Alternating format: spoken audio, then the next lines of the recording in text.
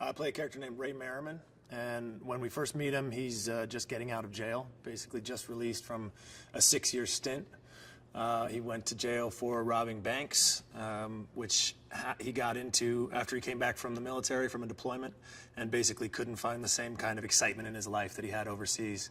And also, couldn't find a good job, and so he ended up going into a life of crime.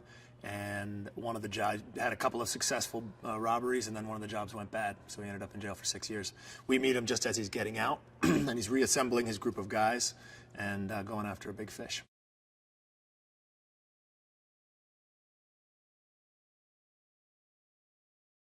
There's these places where our worlds collide, and we see each other, and we're aware of each other, and there's almost a relish and an enjoyment in the being around each other. From our side, certainly knowing that we're being chased by the best the city has to offer, the best department the city has to offer, and despite the fact that they're onto us, they know where we are, and they even possibly know what we're aiming for.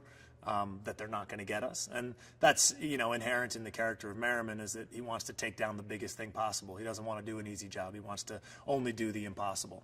And I think there's a respect between Big Nick and Merrimen. They both, while they're chasing each other, and while there's a lot of animosity and a lot of macho posturing between them, there's also a lot of respect about how they go about their job and their effectiveness as men, basically.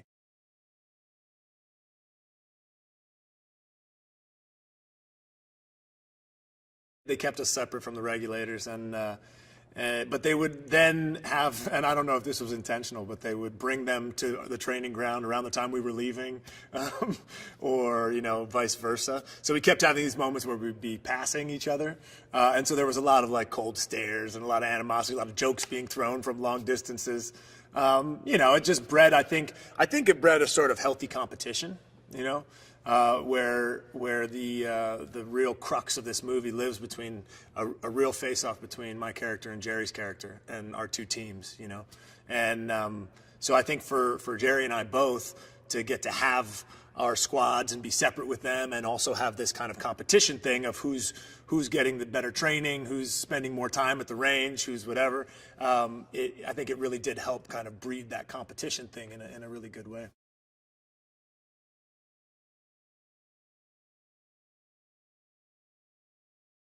So as soon as they see Nick and his team get out of the truck, they realize that it's time for them to react. So they get out, and they brought their entire arsenal with them just for this occasion, in case they had to fight their way out. It opens up with me shooting the Saw machine gun, which is just a massive beast of a gun, and it really just kind of lays waste to everything that's in its vicinity. And then from there, you see again the military precision as these guys do a center peel down the corridor, and it's just they move with military efficiency from car to car to car, and basically peel off away from the corridor and down the street.